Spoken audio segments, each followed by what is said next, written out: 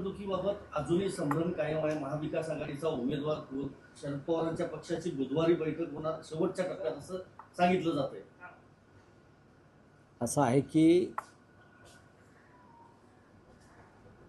महाविकास आघाडीचं हा तीन तिघाड आहे. हा तीन तिघाड आहे, पण काम बिघाडा नाही हे लक्षात ठेवा. तीन तिघाडा नक्की आहे. काँग्रेसचा निर्णय दिल्लीत होणार, काय करायचं. शिवसेना आणि राष्ट्रवादी काँग्रेस मुंबईत आहे. तीन पक्ष एकमेकांशी बोलत आहेत, ती बोलणी संपत नाहीत. प्रत्येकाची इच्छा आहे, त्याच्यामुळे म्हणजे तीन तिघाडा आहे. जसं तिकडे महायुतीमध्ये सुद्धा तीन चाकी रिक्षा आहे. या गोष्टी अशा प्रकारच्या निवडणुकांमध्ये होत असतात. एक जागा आहे, एकाच जागेवरून तीन पक्षात सातत्यानं चर्चा सुरू आहे. शेवटच्या मिनिटापर्यंत सुरूच राहील. त्याच्यामुळे आता पाहू. पण इच्छुकांची संख्या वाढतीये, इच्छुकांची संख्या वाढत जाते, यादी मोठी होत जाते आणि जसे दिवस वाढतायत, जवळ येते, अर्ज भरायची वेळ आणखी वाढत जात आहे. तर ज्यामध्ये काय मार्ग काय? बघा, काँग्रेस पक्षामध्ये कोण इच्छुक आहे मला माहीत नाही. त्यांचे रिटायर होतात रजनीताई पाटील. राष्ट्रवादी काँग्रेस पक्षामध्ये फक्त शरद पवार आहेत, तिथे दुसरं कोण इच्छुक असणार. आमच्या पक्षामध्ये प्रियंका चित्रवर्ती निवृत्त होत आहेत.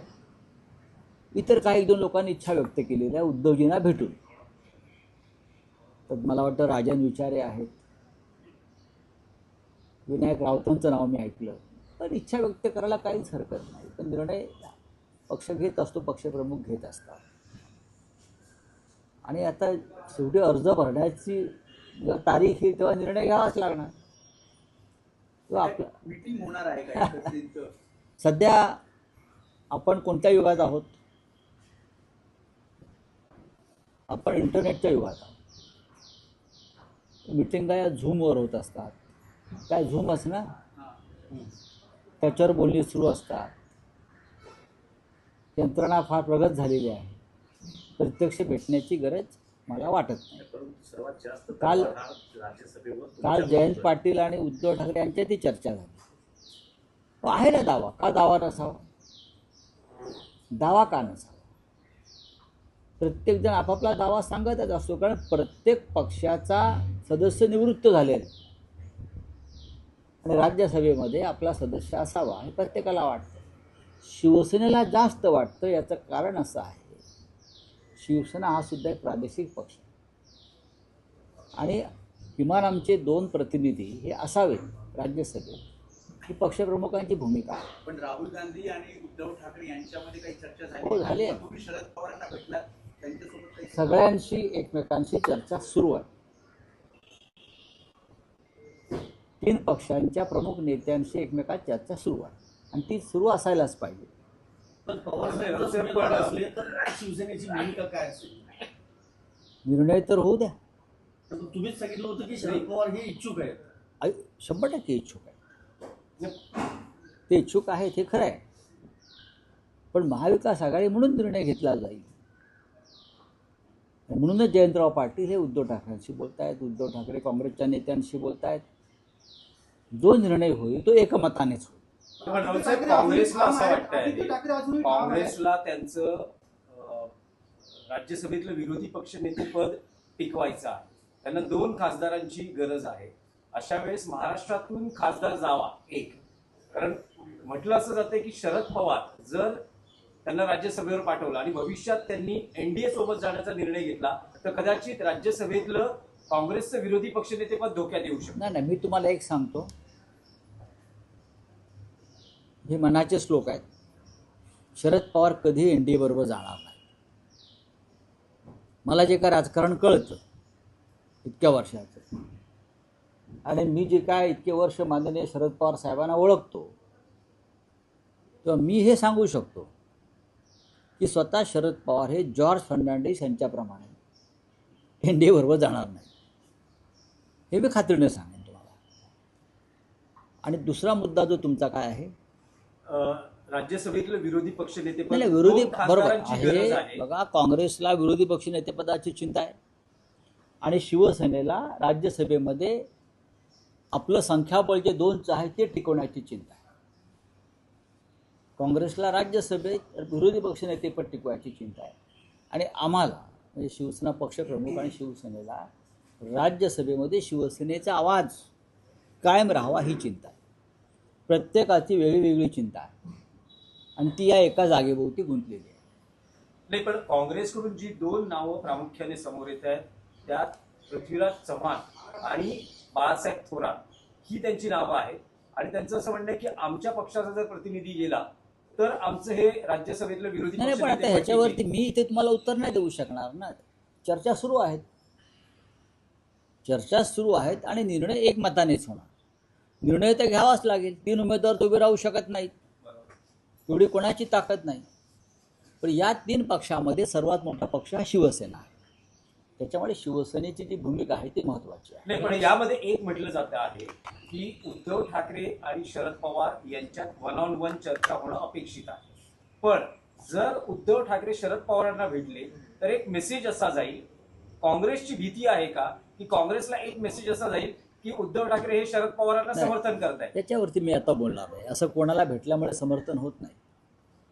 फक्त कोणी, आता मीही भेटलो, नाही, ते तुम्ही हॉस्पिटलमध्ये जाऊन शरद आजारी आहे. पवारांच्या प्रकृतीची विचारपूस केली, पण उद्धव ठाकरे यासाठी टाळतायत की जर त्यांना भेटलं तर कदाचित मेसेज असा जाईल की ते राज्यसभेला शरद पवारांना पाठिंबा देतात. त्याच्याविषयी माझ्याकडे माहिती नाही. गणेश नाईकांच्यावर श्रीकांत शिंदेनी टीका केली. मला त्याच्यावरती बोलायचं नाही. त्या दोघांमध्ये जी कुस्ती सुरू आहे, बरं का, झटापट, ती महाराष्ट्राच्या हिताच्या, एवढंच मी सांगतो. रावसाहेब, पवारांनी एक आता एक व्हिडिओ ट्विट नाही, केला. रावसाहेब, रोहित पवारांनी एक व्हिडिओ ट्विट केलाय 2 मिनिटापूर्वीच की बीएसआर कंपनीचे मालक स्वतः चक्क झोपलेले आहेत, विमान चालू मालकाचा असताना. मुलगा झोपलेला आहे. जय पवारांनी इंस्टावर टाकला आणि होता. अटक करण्याची मागणी केली. मागणी केली आहे. रोहित पवारांच्या नंतर पहिल्यांदाच जय पवारांनी आता ही मागणी केलेली आहे त्यांच्या. उत्तम. लोकांची जी भूमिका होती की रोहित पवारच एकटे ही लढाई करतायत आणि स्वतः अजित पवारांचे पत्नी जे उपमुख्यमंत्री आहेत, त्यांची मुलं आहेत, त्यांनी याच्यात सहभागी व्हायला पाहिजे. जर जय पवारांनी अशा प्रकारची माहिती समोर आणली असेल तर नक्कीच त्या विमान कंपनीवर, जे रोहित पवारांची मागणी VSR कंपनीवर आणि DGCAवरती FIR दाखल व्हायला हवी. चलिए, रावसाहेब, एक महत्वाचा प्रश्न आहे की सध्या जग हे 3ऱ्या महायुद्धाच्या उंबरठ्यावर आहे. अमेरिका आणि इस्रायल विरुद्ध इराण जो संघर्ष सुरू आहे, भारतातल्या विरोधी पक्षाची नेमकी काय भूमिका आहे? कारण पंतप्रधान हे इस्रायल आणि अमेरिकेच्या पाठीशी असल्या तर स्पष्ट दिसत फोन झालेला आहे आहे. मोदींचा. विरोधी पक्षाला काय वाटतं की या क्षणी भारतानं काय स्टँड घ्यावं? या क्षणी भारतानं सगळ्यात आधी प्रधानमंत्री मोदींनी इराणचे सुप्रीम लीडर खमेनाई यांच्या हत्येबद्दल शोक व्यक्त केला पाहिजे.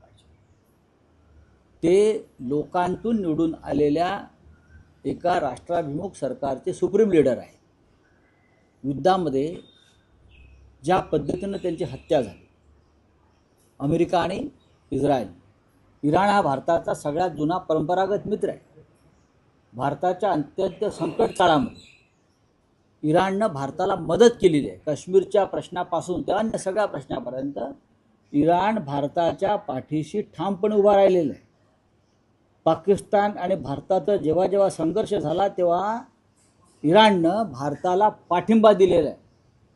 लक्षात घ्या, इराण हा देश असा आहे ज्यांनी भारताला सगळ्यात स्वस्त तेल दिलेलं आहे याआधी. अशा वेळेला भारताचं हे कर्तव्य आहे, भारत सरकारचं, की त्या देशाचा सर्वोच्च नेता, सुप्रीम लीडर ज्याला म्हणतात ते, त्याचं निधन झालेलं आहे. तुम्ही शोक व्यक्त करायला घाबरताय काय? ट्रम्पची आणि नेतन्याहूची परवानगी तुम्हाला लागते?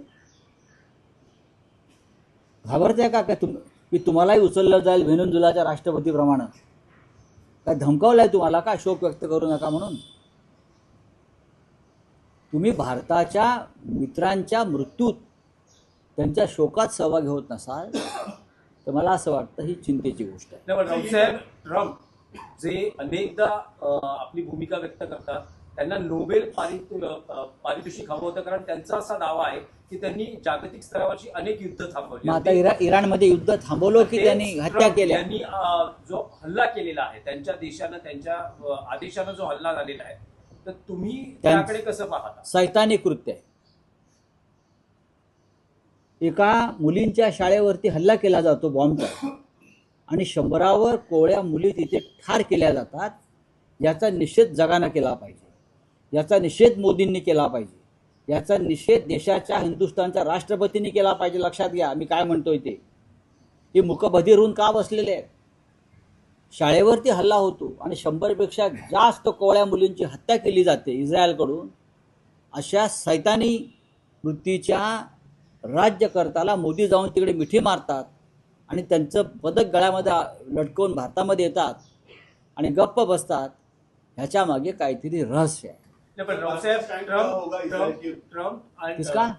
भारत भारत का स्टैंड क्या होना चाहिए?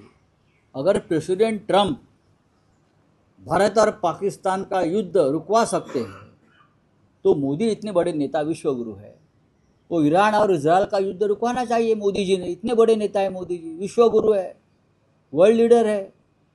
ऐसा नेता अब तक ना पैदा हुआ ना पैदा होगा इतिहास में. तो मोदी जी ने आगे आकर अपने दोस्तों को कहना चाहिए, भाई अब बहुत हो गया, युद्ध रुकवाइए. तो शौक भी नहीं किया इस बार में. ये बहुत ही गंभीर बात है. ईरान के सुप्रीम लीडर आयतुल्ला खामेनाई एक ऐसी शख्सियत थी जिसको पूरा विश्व मानता था, इजराइल छोड़कर. भारत का सच्चा मित्र रहा खामेनाई साहब. परंपरागत मित्रता रही हमारी. भारत के संकट के घड़ी में हमेशा खामेनेई साहब ने हमें समर्थन दिया, हमें मदद की है. चाहे भारत पाक युद्ध हो, चाहे कश्मीर का मुद्दा हो, हमेशा ईरान भारत के साथ खड़ा रहा. और खामेनेई साहब जवाहरलाल नेहरू के बहुत बड़े भक्त भी रहे हैं. क्या उसका गुस्सा है क्या मोदी जी को? पण त्यांच्या हत्येनंतर श्रीनगरमध्ये जी निदर्शनं झाली ती तो- बांगलादेशच्या वेळेला का झाली नाही?